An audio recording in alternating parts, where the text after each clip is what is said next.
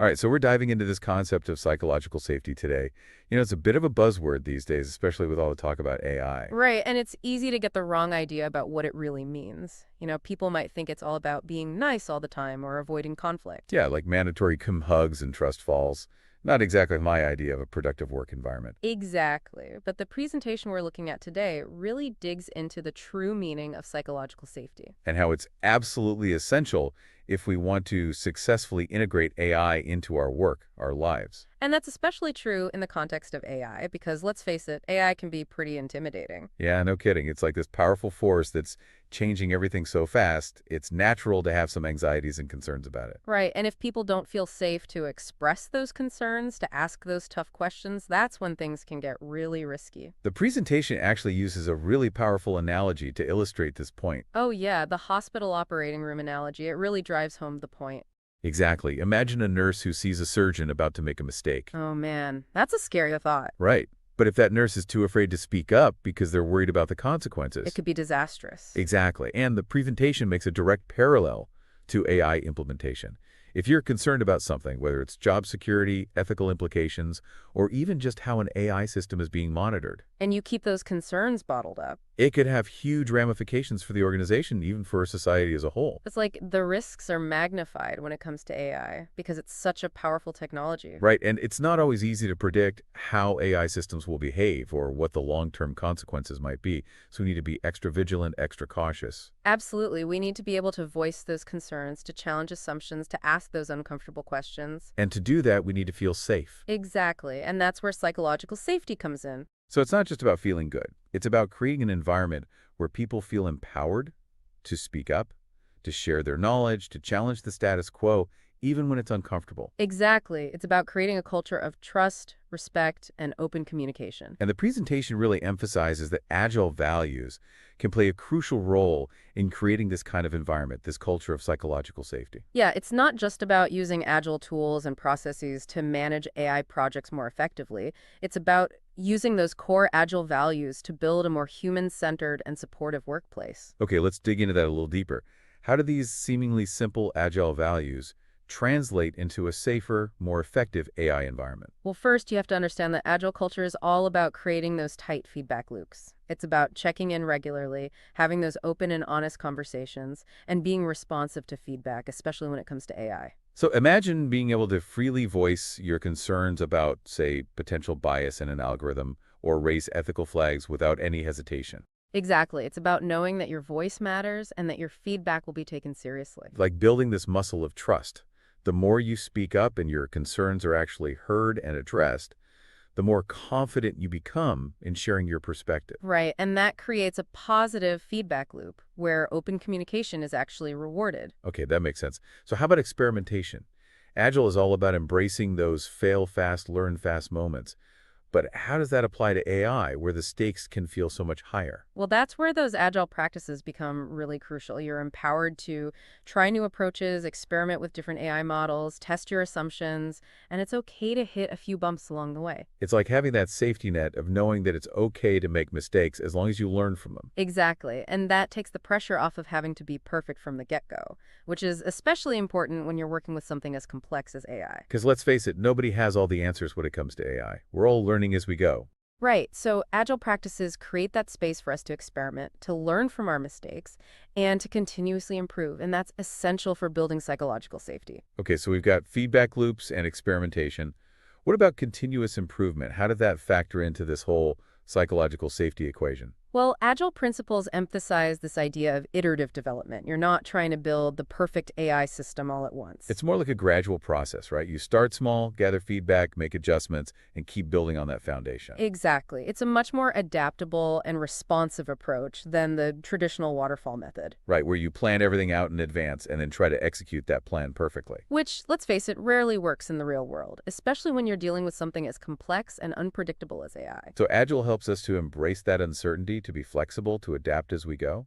And I imagine that feeling of gradual progress, of constantly making things a little bit better, contributes to that sense of psychological safety. Absolutely. It's about celebrating those small wins along the way and knowing that we're constantly moving in the right direction, even if it's not always a straight line. This is really starting to click for me. It's not just about using Agile to manage AI projects. It's about using those core values to create a culture where psychological safety can thrive. Exactly. And when that happens, everybody wins. I love that. It's like this virtuous cycle where psychological safety and agile values reinforce each other, creating a more positive, productive, and ultimately more innovative work environment. Right, because when people feel safe and supported, they're more likely to take risks, to share their ideas, and to push the boundaries of what's possible. This is so exciting. I'm starting to see how we can actually create these amazing human-centered AI work environments. And the presentation goes even further, introducing this really interesting framework called the 4 quadrants of control. Ooh, I love a good framework. Tell me more about these 4 quadrants. Well, it's all about understanding the different factors that influence psychological safety and how those factors can be either within our control or outside of our control. Okay, I'm intrigued. Give me an example of something that's within our control that can directly impact psychological safety, especially in the context of AI. How we respond to feedback, that's huge. Are we truly open to hearing concerns about AI, even if they make us uncomfortable? Are we willing to admit when we don't have all the answers? It's about fostering that culture of we're all in this together rather than you messed up so you're on your own. Exactly. And with AI especially, there's going to be a lot of learning and adapting along the way. So it's crucial to create that safe space for people to make mistakes and learn from them. Okay, that makes sense. Now, what's an example of something that's outside our control that can impact psychological safety? A team member's past experiences with technology, or the overall company culture, those deep-seated beliefs and norms that are hard to change overnight. Right. If someone had a bad experience with, say, a previous AI implementation that went haywire, They might be a bit hesitant to embrace this new AI initiative, no matter how much you try to reassure them. and if the company culture is all about avoiding risk at all costs and punishing failure, It's going to be really tough to create that sense of psychological safety we're talking about, because people will be too afraid to speak up, to try new things. so even though we can't magically erase those external factors, we can be mindful of them and try to create an environment that mitigates those negative influences. Exactly. And that's where those agile practices can really help. They provide a framework for addressing those challenges in a more constructive and supportive way. This is really starting to come together for me. So we've got these internal factors and external factors, things we can control and things we can't control. And agile values and practices can actually help us navigate all of those complexities. Right. It's not about pretending those challenges don't exist. It's about acknowledging them and finding ways to work with them. Okay, so how do agile principles help us deal with those things within our control that can actually undermine psychological safety? It's all about being mindful of how our words and actions can impact others. Are we dismissive of people's concerns? Do we punish honest mistakes? Do we rush AI adoption without acknowledging people's very real fears? That kind of behavior sends a very clear message. Don't speak up, your input isn't valued. Exactly. And that completely undermines psychological safety and trust. It's like saying, we want you to be innovative, but only if you do it our way and you don't make any mistakes along the way. Right. Which is not exactly a recipe for success. So we need to be more conscious of how our leadership style, our communication style, can either support or hinder psychological safety. Absolutely. It's about leading by example, creating a culture of respect and open communication. Okay, so what about those external factors outside our control that can undermine psychological safety? Well, think about the inherent power dynamics within any organization. The hierarchy, the job titles, the tenure, all that stuff. It can create those unspoken pressures, that feeling like you can't question someone who's more senior or more experienced than you. Right? Even if you have genuine concerns, you might be hesitant to speak up, especially when it comes to something as new and potentially disruptive as AI. So it's almost like AI adds another layer of complexity to those existing power dynamics. Exactly. And then there's the whole issue of AI being used for monitoring and evaluation, Right, like Big Brother's watching you through the AI, which can create a sense of anxiety and pressure to perform perfectly. which totally stifles that sense of freedom to experiment, to take risks, to be creative. Right, and that's the opposite of what we want. If we want to truly harness the power of AI, we need people to feel safe, to think outside the box, to challenge assumptions, to come up with those innovative solutions. So how do we counter those negative influences? How do we create a more psychologically safe environment, even when there are these external factors at play? Well, that's where the source material makes a brilliant connection back to those agile values we were talking about earlier. Ooh, I'm sensing another light bulb moment coming on. Tell me more. Remember that respect is one of those core agile values. Yeah, but I thought respect was just about being polite.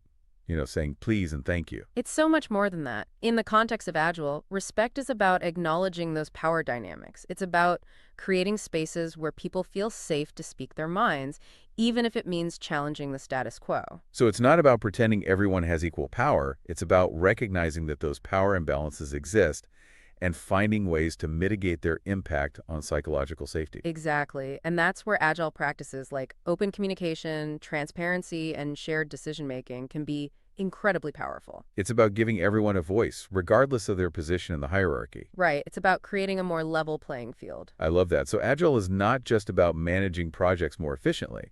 It's about building a more inclusive, more equitable, more human-centered work environment. Exactly. And that's especially important as we navigate this new world of AI, because if we want to create a future where AI benefits everyone, we need to make sure everyone feels safe and empowered to contribute to that future. This has been so insightful. I'm starting to see how psychological safety and Agile values are intertwined. They're not just nice to have, they're absolutely essential if we want to truly unlock the potential of AI. Couldn't said it better myself. So we've talked about what psychological safety is, why it's so important in the age of AI, and how Agile principles can help us create that safe and supportive work environment. But let's get even more specific. What does a psychologically safe Agile AI environment actually look like in practice? Give me some concrete examples. Okay, imagine a junior developer who's working on an AI model and they notice a potential bias in the data. Ooh, yeah, that's a big one, especially with all the talk about algorithmic bias these days. Right, and in a psychologically safe environment, that junior developer would feel comfortable raising that concern, even if it means questioning the work of a senior colleague. Wow, that takes courage. It does. But in a team that truly values psychological safety, that junior developer's voice would be heard and respected.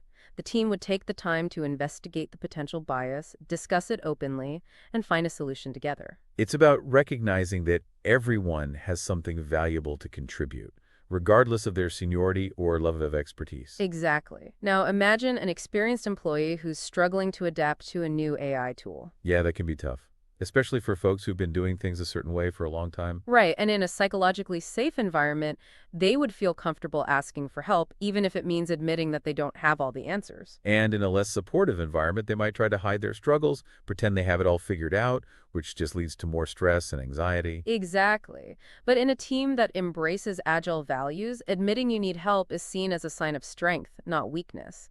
It's an opportunity to learn from each other, to grow together. Okay, that's a great example. Hit me with one more scenario. Picture a team member who's working on an AI project and they start to have some ethical concerns about how the technology is being used. Wow, that's a big one. It is, but in a psychologically safe environment, they would feel empowered to raise those concerns, even if it means challenging the entire direction of the project. That's incredible. It takes a lot of guts to stand up and say, hey, wait a minute, something doesn't feel right here. It does, but that's the kind of courage we need if we want to develop and deploy AI in a way that benefits everyone. So these examples really paint a picture of what's possible when we create these psychologically safe environments. Right. It's about creating a space where everyone feels valued, respected, and empowered to contribute their best work. I'm so inspired. It feels like we're on the cusp of something truly transformative, a new era of work where AI augments our abilities and helps us to achieve amazing things, but only if we create the right environment for that collaboration to flourish.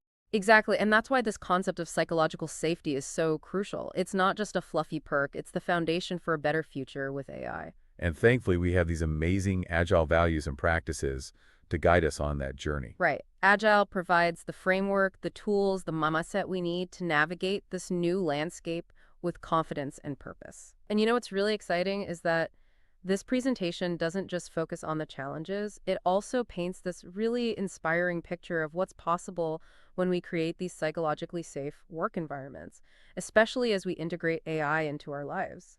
Oh yeah, I definitely need a dose of optimism right now. What does that future look like? Imagine a world where AI isn't seen as a threat, but as this incredible tool to enhance our own abilities, to help us solve problems that we couldn't solve on our own. Imagine teams of humans and AI working together seamlessly, each contributing their unique strengths and perspectives. It's like AI becomes this amazing collaborator, this partner in innovation. Exactly, and that's what psychological safety comes in. It's what allows us to trust AI, to work with it effectively, and to shape a future where technology truly serves humanity. This deep dive has been so eye-opening. I'm walking away with a whole new perspective on AI, on Agile, and on the power of human connection. Me too, and I hope our listeners are feeling inspired to create more psychologically safe environments in their own spheres of influence.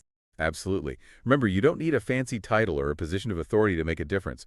Start by being a better listener. Give and receive feedback with kindness, and create that space for yourself and your team to experiment, to make mistakes, and to learn and grow together.